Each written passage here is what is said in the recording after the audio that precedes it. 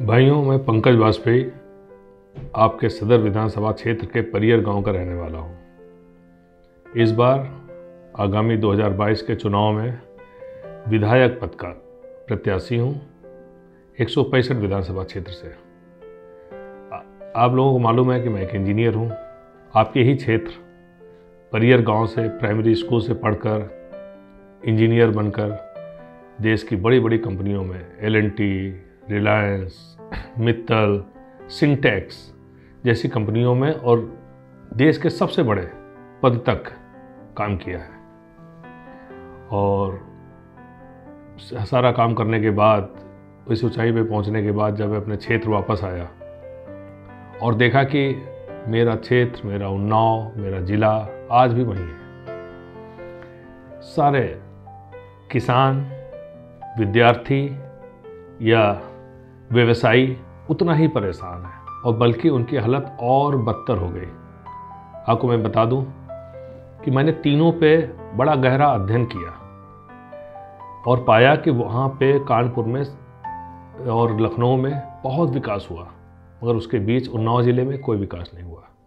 जबकि उस ज़िले में इतने अवसर हैं विकास के कि मैं आपको बता दूं, एक किसानों के लिए केवल 2 व्यवस्थाएं सरकार को करनी थी और 70 सालों से आज तक नहीं की। सबसे पहली और सबसे बड़ी ज़रूरत है वो है सिंचाई की व्यवस्था। सोचो, पंजाब से राजस्थान हजारों किलोमीटर दूर पानी भेज के वहाँ की सिंचाई व्यवस्था की गई और उन्नाव के बगल में गंगा नदी होने के बावजूद वहाँ सिंचाई की कोई व्यवस्था नहीं। ये जो गाय हैं, जो बड़ा कल्याणकारी कदम सरकार ने उठाया कि उनका वध रोका जाए। गौ माताएं हर दृष्टि से हमारे लिए कल्याणकारी है। उनका गोबर, उनका गौमूत्र, उनका दूध, हर तरह से उनका शरीर सब हमारे लिए लाभप्रद है। उनका संरक्षण होना चाहिए। मगर सिर्फ व्यवस्था न होने के कारण आपको मैं बता दूं कि आज हमारे सारे किसान भाई बहुत नुकसान में और बहुत परेशानी में हैं। उधर जो संरक्षण गृह बनाया गया है वो भ्रष्टाचार का एक कारण है। गाय तड़प तड़प के मर रही, ना उनको खाना है, ना चारा है, ना कुछ है, और उनके नाम पे सरकार से अनुदान लेके या पैसा लेके उस पर भ्रष्टाचार हो रहा है। दूसरी तरफ जो गाय छूटी हैं, बड़ी महंगी महंगी फसलें हमारे किसान बोया करते थे, अरहर, चना और बहुत अच्छी अच्छी फसलें, जो कि अब बोना बंद कर दिया है और सिर्फ गेहूँ बो रहे हैं। उसमें भी दिन रात ताकते हैं। सर्दियों में गायों की रखवाली करते करते वो बीमार हो जाते हैं, कुछ लोगों की मृत्यु भी हो जाती है। वही हाल गर्मियों में है। जबकि हमारे यहाँ अवसर है, कटरी में बहुत ज़मीन सरकार की है जिसमें वो सफारी बनाया जा सकता है। वो कुदरती गंगा की धारा से पानी पिएंगी और कुदरती घास खाएंगी। मगर अभी स्थिति ये है कि उसकी तरफ देखे कौन, करे कौन। सिर्फ 2 काम, सिंचाई की व्यवस्था हो जाए, गायों का सफारी बन जाए। जब गाय दूध देने लगे तो उसकी नीलामी हो जाए और दूध देना बंद कर दे, फिर सफारी में छोड़ दीजिए।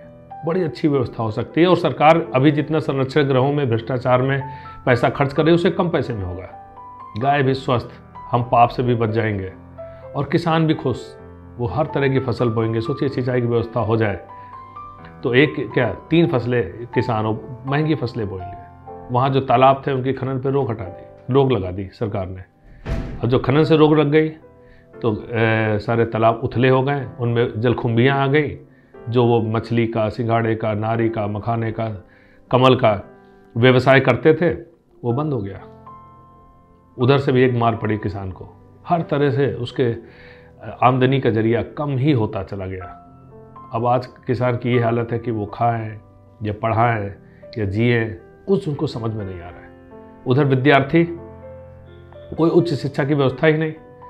या तो अपना ज़िला छोड़ के बाहर चले जाएं और फिर उन्हें ज़िले में आने की ज़रूरत ही नहीं है क्योंकि कोई रोज़गार तो है नहीं, और वो छोड़ के चले जाते हैं। माँ बाप बेचारे अकेले बुढ़ापे में दम तोड़ देते हैं। और तीसरी चीज़, व्यवसायी कहाँ से व्यवसाय करें? किसी के पास पैसा ही नहीं। पैसा ना बाहर से आ रहा है ना किसी के पास है। जो बेचारे कुछ नौकरी पा लेते वो बाहर चले जाते हैं, वो भी खर्च यहाँ नहीं करते। जब पैसा ही नहीं तो व्यवसाय करेंगे क्या? अगर ये ट्रांसगंगा सिटी में जो घर बनाने जा रहे हैं कानपुर वालों के लिए, उसके लिए IT हब बना दें और लखनऊ से जो एक्सप्रेसवे बनने जा रहा है, लखनऊ से कानपुर, उसको इससे जोड़ दें। थोड़ी सी देर में एयरपोर्ट का रास्ता होगा, गुड़गांव की जो कंपनियां हैं वो इधर आ जाएंगी, क्योंकि वहाँ पे महंगे कर्मचारी हैं, यहाँ बहुत सस्ते कर्मचारी हैं। एकदम से बाहर की कंपनियों का पैसा आएगा, डॉलर में पैसा आएगा। और जब प्रोफेशनल्स की ज़रूरत होगी तो यहाँ इंजीनियरिंग कॉलेज बनेंगे, मेडिकल कॉलेज बनेंगे, अस्पताल बनेंगे, लोग यहाँ नौकरी करने आएंगे। और व्यवसायियों के लिए सिर्फ यही नहीं, बल्कि पूरे उत्तर प्रदेश में एक सबसे बड़ा पर्यटन अवसर हमारे गांव में है, परियर में। सोचिए, सीता जी का वनवास वहीं पे गुजरा, वाल्मीकि का आश्रम था, लोग उसकी उत्पत्ति थी हुई वहाँ पर। वहाँ एक बड़ा औषधियों का उद्यान बन जाए, प्राकृतिक चिकित्सा की व्यवस्था हो जाए, लोग केरला की जगह हमारे यहाँ आना शुरू कर देंगे। सामने 9 किलोमीटर लंबी महाना झील सौंदर्यीकरण हो जाए, लाल कमल पंछियों का डेरा हो जाए, लोग घूमने सैर करने वहाँ पर आएंगे दूर दूर से। इतनी स्वच्छ हवा, इतना बड़ा, इतनी बड़ी झील, इतना सुंदर जगह, लोग छुट्टियाँ बिताने आएंगे, पैसा खर्च करेंगे, हमारे ज़िले में पैसा आएगा, उससे रेस्टोरेंट, होटल सब विकसित होंगे। एक बलखंडेश्वर मंदिर है गंगा के तट पर। जब सोमनाथ मंदिर समुद्र के तट पर इतना विशाल बन सकता है, उसको इतना विशाल मंदिर बनाया जाए और गंगा के तट पर एक बड़ा घाट बनाया जाए, कॉरिडोर बनाया जाए काशी विश्वनाथ की तरह। बहुत से पर्यटक आएंगे, बहुत पैसा आएगा, श्रद्धालु आएंगे, और ये सारा चीज़ एक पास है। गंगा का तट, गायों का सफारी, बलखंडेश्वर मंदिर, महाना झील, वाल्मीकि आश्रम। लोग सैलानी आके 1 हफ्ते रुकेंगे यहाँ, सब आएंगे अयोध्या मंदिर दर्शन करेंगे, उसके बाद रुकेंगे यहाँ आकर। पैसा ही पैसा, व्यवसाय, विविध प्रकार के व्यवसाय पैदा हो जाएंगे यहाँ, आप लोग जैसा समझ सकते हैं। मगर ऐसा तो कोई ध्यान भी नहीं दे रहा है। मैं जब कोशिश किया आज से 2-3 सालों, पूरा ये अपना प्लान, अपना विकास का प्लान, योजना, सारी चीज़ अधिकारियों के पास रखी, बोले सरकार के पास जाओ, सरकार के पास गए, विधानसभा में घुसने की परमिशन नहीं। जो नेता है उसके आप घर घुस नहीं सकते, उसका तो कोई संपर्क ही नहीं। और आप हो कि अपने क्षेत्र के आदमी को कुछ समझते ही नहीं।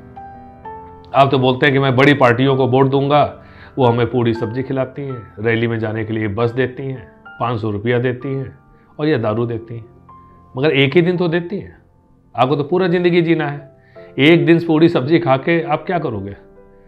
अगर विकसित हो जाएगा तो आप उनको पूरी सब्जी खिलाओगे कि भाई नेताजी आइए हमारे यहाँ वोट मांगिए, और साथ में पूरी सब्जी भी खाइए, और साथ में आपको उनको नेक और न्यौछावर भी दे सकते हैं 500-1000 रुपये, अगर आपके पास पैसा होगा। उनके बोलो ये पैसा पकड़ो और जाओ चुनाव लड़ो, हम पार्टी फंड में पैसा देते हैं, हमें तुम्हारे पैसे की ज़रूरत नहीं, हम विकसित हैं।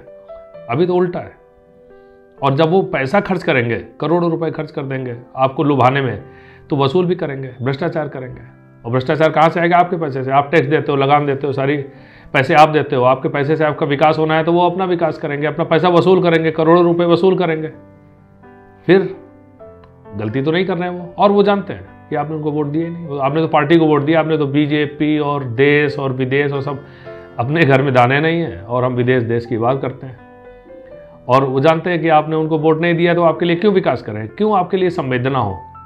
आपने जो आप वोट देते हैं उससे आप समझिए, कभी गोरखपुर का विकास होता है, कभी सैफई में सफारी बनता है, वो भी शेरों का। वो शेर जो गिरी गुजरात से आते बेचारे मर जाते हैं यहाँ पर, उनको लाने की ज़रूरत ही क्या है? अरबों खरबों रुपए उसमें खर्च होता है। यही आपका गायों का सफारी बन जाए तो आपको गायों से निजात मिल जाए, गायों को आपसे निजात मिल जाए, क्योंकि संरक्षण गृह में जाके भूखे प्यास तड़पा तड़पा के उनको मारा जा रहा है। वो अपना कुदरती गंगा की धारा पिएंगी, कुदरती घास खाएंगी, जब दूध देने लगे तो आप खुशी खुशी घर लाइए, उसके बाद फिर वहाँ छोड़ाइए। ये होना चाहिए, मगर वो नहीं करते हैं, क्योंकि आपके किसी भी परेशानी से उनको लेना देना क्या है? वो आपको भी, आप कहाँ उनको वोट देते हो? आप अपने क्षेत्र के आदमी को, आप खुद आंदोलन करते नहीं हो, खुद सरकार में भागीदारी करते नहीं हो, बोलते हैं तो बहुत बड़ी बात है, मैं अपना घर पालूँ या किसानी करूँ या वो करूँ, मेरे पास तो पैसा नहीं, मैं सक्षम नहीं, बहुत सारी बातें आप बताते हो। चलो ठीक है, मैं आया, मैं आपके क्षेत्र के बीच का हूँ, आपके खेतों के साथ मेरे खेत है, मेरा स्कूल है, मेरा घर है, सब कुछ है, मुझे तो आपके साथ रहना है, मेरी मजबूरी है, और आपको मेरे साथ रहना है। आप हमसे 10 बात बोल सकते हो, पूछ सकते हो, हमारे साथ चल के सरकार से बात कर सकते हो, मगर जिनको आप वोट देते हो उनके घर तो आप जा भी नहीं सकते, उनसे संपर्क साध ही नहीं सकते हो। और जब वो आपके पास आते हैं तो बहुत बड़ी बड़ी गाड़ियाँ, घोड़ा, गन, सिक्योरिटी सब लेके आते हैं, आपसे हाथ जोड़ के आपको बोलते हैं कि पिछली बार बनाया, इस बार भी बन जाओ, और आप बन जाते हो, क्योंकि आप उनसे कुछ पूछ ही नहीं सकते हो, आपकी हिम्मत ही नहीं पूछने की। वो तो बहुत बड़े लोग हैं जिनको आपने बड़ा बनाया, और आप अपने क्षेत्र वालों को मौका नहीं देते हो, अब मौका दो, अब सोचो समझ लो। ठीक है, उन्होंने बहुत भरमाया प्राइमरी स्कूल में, अधिकारियों की परिवार वाले आते हैं पढ़ाने और बच्चे पढ़ने जाते हैं प्राइवेट स्कूल में। उल्टा होना चाहिए, उनके परिवार वाले गरीबों को वहाँ पे नौकरी मिले पढ़ाने की और उनके बच्चे वहाँ पढ़ने आए, जिससे कि वो उनकी सुविधाओं को, वहाँ की पढ़ाई के स्तर को समझ सके और अच्छा करें। यहाँ पर अगर उन्नाव में रोजगार का सिर्फ 2 साधन है। पहला, अधिकारी बन जाओ, जो कि बाहर से आते हैं, वो आपके क्षेत्र के नहीं होते हैं। स्कूल में मास्टर जो बन गए उनको थोड़ा सा रोजगार मिल गया, उसके बाद सभी परेशान हैं। किसी को कोई रोजगार नहीं, कोई शिक्षा की व्यवस्था नहीं, कुछ नहीं। और ये जो आप रोड, नाली, फ्लाईओवर देखते हो, ये कॉमन मिनिमम प्रोग्राम है जो केंद्र सरकार के, देश के संविधान के हिसाब से उतना होना ही है। प्रधानमंत्री ग्राम सड़क योजना के अंतर्गत होना ही है, वो कोई विकास कार्य नहीं है। वो मिनिमम, जरूरी, कम से कम, न्यूनतम काम है जो वो करते हैं। ये होना ही है, वो करते हैं। वो आपके लिए, आपके विकास के लिए वो कुछ नहीं करते और अभी तक कुछ नहीं किया, ये भी आप समझ लो। और देखो, इस बार मैंने कदम बढ़ाया है। ये कदम हमारा नहीं, आप लोगों का है, आपके साथ का है, आपके बीच का। पहली बार मुझे नहीं लगता आपके क्षेत्र में, आपके बीच से कोई आदमी बाहर आया है। एक पटियारे के मनोहर लाल जी थे, 3 बार उनके परिवार को जिताया गया, मगर वो जिस गांव के थे, आप उस गांव में जाके देखो, उन्होंने कुछ नहीं किया, क्योंकि वो पार्टी से बंधे थे। वो आपके क्षेत्र से अकेले लड़ने नहीं निकले थे। आप तो, उनको भी मालूम था कि आप उनको वोट नहीं देते हो, आप सपा को वोट देते हो, एक पार्टी को वोट देते हो आप। इसलिए अब पार्टी करना छोड़ो, अपने विकास के लिस्ट बनाओ और एक एक, ये लड़ाई हमारी शुरू हुई है। अब हम इस लड़ाई को यहाँ से आरंभ कर रहे हैं। आप उस जिले के रहने वाले हो जहाँ पे चंद्रशेखर आज़ाद पैदा हुए, जिन्होंने देश को आज़ादी दिलाई, बड़े बड़े कवि हुए। आज उसी जगह हम खड़े हुए हैं। ये हमारी लड़ाई की शुरुआत है, ये पहला कदम है। आप हमारे साथ आओ। विकास जितना मैं बता रहा हूँ इतना तो कम से कम है, इससे तो आप सिर्फ ज़िंदगी जी पाओगे। विकास तो इतना बड़ा होगा कि जब अहमदाबाद में भीड़ बहुत बढ़ गई तो उसके बगल में गांधीनगर में राजधानी बना दी। भीड़ तो लखनऊ में भी बहुत बढ़ गई है। उसके बगल में उन्नाव तो बहुत खाली है, वहाँ भी राजधानी बन सकती है, कोई बड़ी बात नहीं है। मगर पहले हम उठ खड़े हों, जागृत हो जाए। और मित्रों, अभी तो ये पहला स्टेटमेंट हमने दिया, पहली आपको लिस्ट बताई है विकास की, जो कि आपके लिए कम से कम, ज़िंदगी जीने के लिए कम से कम विकास की लिस्ट है। अब हम और विकास की बात करेंगे। हमारे शहर में बड़ी बड़ी मार्केट होंगी, बड़े मॉल होंगे। अभी तो हमने केवल engineering college, medical college, IT hub, पौराणिक स्थल, किसानों की सिंचाई की व्यवस्था, पर्यटन उद्योग के साथ साथ सब गायों की सफारी, इनकी खाली बात की। ये तो कम से कम है, ये तो होना ही है, तुरंत होना चाहिए, नहीं तो अब बहुत देर हो जाएगी। शुरुआत तो अब होगी विकास की, शुरुआत तो होगी चुनाव के बाद, हमारे विचारों की, आपके साथ की, आपके संगठन की। और इस संगठन को हम देश के स्तर पर लेके जाएंगे। हो सकता है कि हमारा ये विचार और ये शुरुआत देश की स्थिति बदले, देश की आर्थिक स्थिति बदले। धन्यवाद। और कमर कस लो, ये है अब हमारे आंदोलन की शुरुआत। नमस्कार।